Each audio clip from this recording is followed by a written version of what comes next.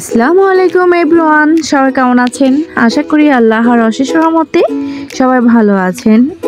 বৃষ্টির সময় আসলে ভাজা পোড়া খেতে কার না ভালো লাগে। আর এখানে মুগ ডাল, প্লেন ডাল বাটাবাটি চলছে। সামনে এই ডাল দিয়ে একটা রেসিপি আসবে আশা করি। আর তার সাথে আমি বসে বসে গল্প করছিলাম আর বাদাম বাছতেছিলাম। বাদামগুলো গিফট এসেছিল, অনেক দিন হয় বাছা হচ্ছে না আর খাওয়াও হচ্ছে না। এই যে দেখেন, এখানে ডাল বাটা অলরেডি কমপ্লিট হয়ে যাচ্ছে আর আমি বসে বসে এখানে বাদামগুলো ছুলে নিচ্ছিলাম, তারপরে ভেজে নেব। অনেক দিন ধরে ইচ্ছে করছে বাদাম ভাজা আর চাল ভাজা খাবো, তার সাথে মিক্স করব। এই যে দেখেন, এটা হচ্ছে মুগ ডাল আর তার সাথে আছে প্লেন ডাল। সব ডাল একসাথে মিক্স করে ভাজাভাজি খাওয়ার মজাই আলাদা। আমি কিন্তু এখানে গরম গরম বাদামগুলো বেজে নিয়েছি আর এখন একটা করে ছুলবো আর চাল ভাজার সাথে খাবো। কে কে আমার মতো বৃষ্টির সময় এই ভাজা পোড়া খেতে পছন্দ করেন কমেন্ট সেকশনে জানিয়ে যাবেন। আমার তো অনেক ভালো লাগে, বাট কি বলবো, অলসতার কারণে মাঝে মধ্যে করা হয় না।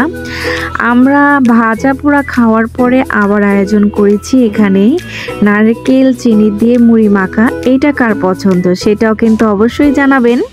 এইটা কিন্তু আমার অনেক পছন্দের একটা খাবার।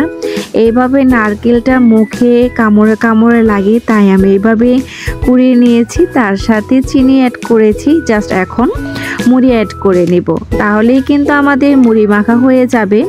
যারা মিষ্টি লাভার তারা কিন্তু অবশ্যই এই খাবারটি ট্রাই করে দেখতে পারেন। আর আমার তো মনে হয় অনেকের বাসায় এই খাবারটা হয়। এই যে দেখেন, এখন কিন্তু এর মধ্যে আমি মুড়িটা অ্যাড করে দিচ্ছি।